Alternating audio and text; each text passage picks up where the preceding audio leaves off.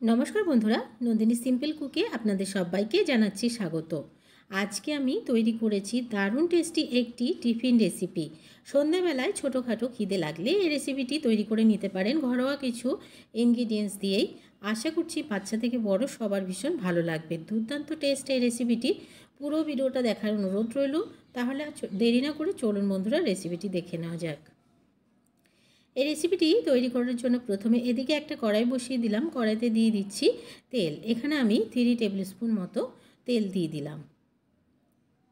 তেলটা একটু গরম হয়ে যাওয়া পর্যন্ত অপেক্ষা করতে হবে।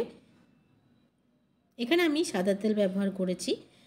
তেলটা যখনই একটু গরম হয়ে যাবে এখানে 1 চুটকি মতো হিং দিতে হবে, খুব বেশি নয় কিন্তু 1 চুটকি মতো। আর দিয়ে দিচ্ছি হাফ টিস্পুন থেকেও কম গোটা জিরে। দিয়ে এই দুটো জিনিসকে একটু ভেজে নেব। জিরেটা একটু ভেজে নেওয়ার পরে এখানে দিয়ে দেব গ্রেট করে রাখা আদা 1 টিস্পুন। দিয়ে আদাটাকে একটু লাল লাল করে ভেজে নিতে হবে যতক্ষণ না আদার একটা কাঁচা গন্ধ চলে যায়। আদাটাকে একটু ভেজে নিলাম। এরপর যে দিয়ে দিচ্ছি একটা ছোট করে কেটে রাখা পেঁয়াজ। পেঁয়াজটাকে দিয়ে একটু নাড়াচাড়া করে সফট করে নেব। খুব বেশি ভাজার প্রয়োজন নেই, পেঁয়াজটাকে হালকা ভেজে নিলে হবে। তো দেখুন পেঁয়াজটাকে একটু নাড়াচাড়া দিয়ে নিলাম। পেঁয়াজটা একটু সফট হয়ে যাওয়া পর্যন্ত অপেক্ষা করব। পেঁয়াজটা একদমই সফট হয়ে গেছে।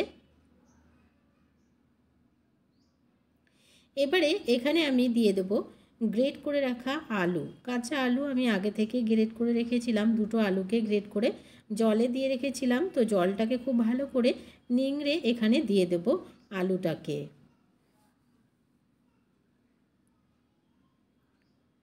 কোনো রকম যেন জল না থাকে, জলটা থাকলে তেল ছিটকবে আর গায়ে আসারও ভয় থাকে, সে কারণে জলটা অবশ্যই খুব ভালো করে নিংড়ে তবে দিতে হবে। জলটাকে খুব ভালো করে চিপে নিয়ে দিয়ে দিলাম। আলুটাকে হালকা একটু সফট করে নেব, খুব বেশি ভাজার প্রয়োজন নেই। আলুটাকে খুব ভালো করে একটু নাড়াচাড়া দিয়ে সফট করে নিলাম। তো দেখুন আলুটা খুব ভালোভাবে সফট হয়ে গেছে। এই পর্যায়ে দিয়ে দিচ্ছি স্বাদ মতো লবণ আর দিয়ে দিচ্ছি 1 টিস্পুন লাল লঙ্কার গুঁড়ো। আপনারা এখানে কাঁচা লঙ্কা বা চিলি ফ্লেক্সও দিতে পারেন। আমার কাছে চিলি ফ্লেক্সটা ছিল না বলে আমি লাল লঙ্কার গুঁড়ো ব্যবহার করলাম।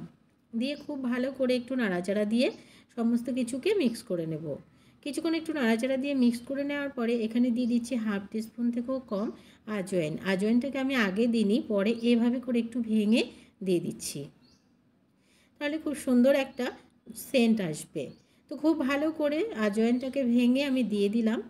এবারে নাড়াচাড়া দিয়ে এখানে দিয়ে দেব পরিমাণ মতো জল। এখানে আমি 1 গ্লাস থেকে একটু বেশি জল এখানে ব্যবহার করলাম। এবারে একটু নাড়াচাড়া দিয়ে নিচ্ছি। এবারে দিয়ে দিলাম চালের গুঁড়ো। এখানে আমি 1 কাপ আরও হাফ কাপ চালের গুঁড়ো দিয়ে দিলাম।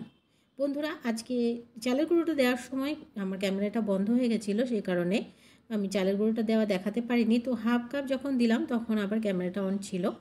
তো দেখুন চালের গুঁড়োটাকে খুব ভালো করে নাড়াচাড়া দিয়ে রান্না করে নিলাম। এবারে এখানে দিয়ে দেবো বেশ খানিকটা কুচনো ধনেপাতা।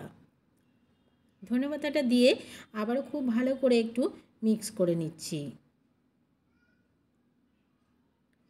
ধনেপাতা দিয়ে খুব ভালো করে মিক্স করে গ্যাসের ফ্লেমটাকে বন্ধ করে দিয়ে একটা প্লেটে তেল মাখিয়ে আমি নামিয়ে নিলাম। এবারে খুব ভালো করে একটু নাড়াচাড়া দিয়ে ঠান্ডা করে নেব। গরম অবস্থাতেই একটু নাড়াচাড়া করে নিতে হবে যেন দলা বেঁধে না যায়। আপনারা ভিডিওতে দেখতে পাচ্ছেন যে আমি কিভাবে নাড়াচাড়া করে নিলাম। তো খুব ভালো করে একটু নাড়াচাড়া করে নিয়ে ঠান্ডা করে নিলাম। হাত দিয়ে যখন ধরা যাবে উষ্ণ উষ্ণ গরম থাকবে তখন তৈরি করে নিতে হবে হাতের সাহায্যে। এবারে আমি একটা শেপ দিয়ে নেব। আগে একটু হাতে তেল ব্রাশ করে নিলাম, নিয়ে একটা দলা পাকিয়ে প্রথমে লাড্ডু করে নিয়ে তো দেখুন একটা লম্বা আকার আমি তৈরি করে নিলাম। আপনারা যে কোনো শেপে তৈরি করতে পারেন, তবে এইরকম শেপ করলেও দারুণ লাগে খেতে। একটা তৈরি করে নিলাম, বাকিগুলোকেও বানিয়ে নিচ্ছি।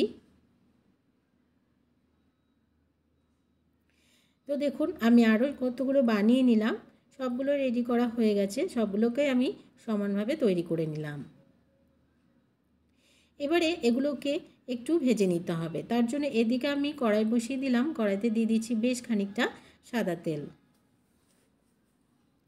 সাদা তেলটা যখন একটুখানি গরম হয়ে যাবে তখনই এক এক করে সবগুলো দিয়ে দেবো। আর গ্যাসের ফ্লেমটাকে হাইতে রাখতে হবে, একদমই লো করা যাবে না, তাহলে কিন্তু সবগুলো ভেঙে যাবে। সেই কারণে গ্যাসের ফ্লেমটাকে হাইতে রেখে উল্টে পাল্টে গোল্ডেন ব্রাউন করে সবগুলোকে ভেজে নিতে হবে। যখন দেখবেন একটু ওপাশটা হালকা গোল্ডেন হচ্ছে তখন এক এক করে সবগুলোকে উল্টে দিতে হবে, যেন এই পাশটাতেও একটু তেলটা লেগে গোল্ডেন ভাজা হয়ে যায়, তাহলে আর একটা রেসিপিও ভেঙে যাবে না। তো আমি ধীরে ধীরে করে সবগুলোকে উল্টে পাল্টে গোল্ডেন ব্রাউন করে ভেজে নিলাম। এগুলো দেখুন খুব ভালোভাবে ক্রিস্পি করে ভেজে নেওয়া হয়ে গেছে, নামিয়ে নিচ্ছি। আর বাকিগুলোকেও সেমভাবে ভেজে নিয়ে ফিরে আসছি। তো বন্ধুরা, সবগুলোই ভেজে নেওয়া হয়ে গেছে। রেসিপিটি দেখে নিলেন কতটা সহজ একটি রেসিপি, খুব সুন্দর একটি রেসিপি, খেতে দুর্দান্ত টেস্ট লাগে। আজকের রেসিপি ভালো লাগলে একটা লাইক করতে ভুলবেন না। অনেক অনেক বেশি করে শেয়ার করে দেওয়ার অনুরোধ রইল। নতুন বন্ধু আমার চ্যানেলে যদি নতুন এসে থাকেন, আমার চ্যানেলটিকে সাবস্ক্রাইব করে পাশে থাকা বেল আইকনটাকে প্রেস করে রাখবেন, এ ধরনের রান্নার নোটিফিকেশানগুলো সবার আগে আপনাদের কাছে পৌঁছে যাওয়ার জন্য।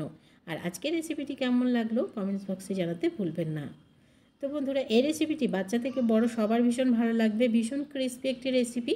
আর এই রেসিপি কিন্তু ঠান্ডা হলেও একদমই নরম হবে না। যে কোনো সসের সাথে এই রেসিপিটি বা চায়ের সাথে সন্ধ্যাবেলায় সার্ভ করতে পারেন। আজকের রেসিপি এখানে শেষ করছি। সবাই ভালো থাকবেন, সুস্থ থাকবেন। চলে আসবো অন্য কোনো দিন অন্য একটা রেসিপি নিয়ে। তো দেখুন বাইরের আওয়াজটা চলে আসবে বলে আমি আওয়াজটা বন্ধ করে রেখেছি। তো ভীষণ ক্রিস্পি হয়, আপনারা বানালেই বুঝতে পারবেন। আজকের মতো তাহলে টাটা।